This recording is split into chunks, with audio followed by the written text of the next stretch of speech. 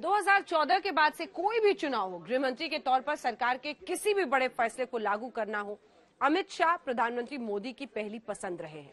खुद पीएम अमित शाह की तारीफ कर चुके हैं, उन्हें मैन ऑफ द मैच तक बता चुके हैं। 2024 के लिए यूपी जीतना बीजेपी के लिए जरूरी है और बीजेपी ने अपने उस किले की रक्षा के लिए अमित शाह को मैदान में उतारा है, जिस पर विरोधियों की सबसे ज्यादा कड़ी नजर है। उनकी कैप्टनशिप में लक्षावधि कार्यकर्ताओं ने ये विजय को प्राप्त किया। आज बीजेपी का सूरज अगर पूरब से पश्चिम तक चमक रहा है तो उसके पीछे प्रधानमंत्री मोदी का करिश्मा है और अमित शाह की बेजोड़ चुनावी रणनीति। 2014 में जब मोदी प्रधानमंत्री बने तब अमित शाह बीजेपी के महासचिव थे, यूपी बीजेपी के प्रभारी थे। शाह की रणनीति ने बीजेपी को 80 में से 71 सीटें जिताएं। इसी जीत से शाह का प्रमोशन हुआ।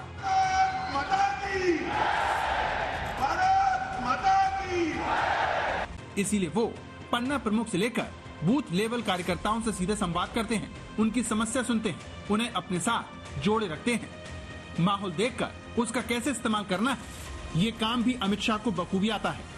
1,41,00,000 घरों को निःशुल्क विद्युत देने का काम श्रीकांत शर्मा के नेतृत्व में भारतीय जनता पार्टी की सरकार ने।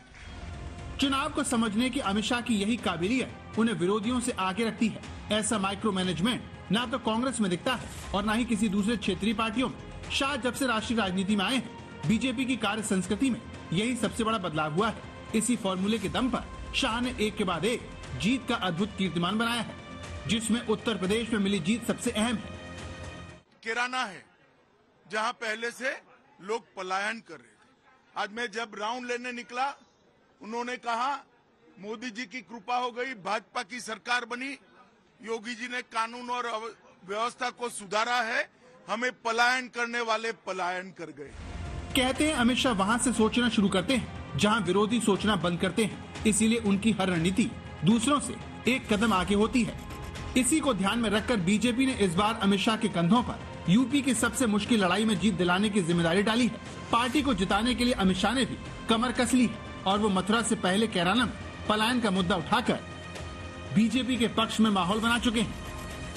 मैं मित्तल परिवार के साथ बैठा था, कभी उनको भी पलायन करना पड़ा था। बड़े इत्मीनान से परिवार के 11 सदस्य मेरे साथ बैठे। उन्होंने कहा अब हमें कोई भय नहीं है, सब शांति से यहाँ अपना व्यापार कारोबार कर रहे हैं।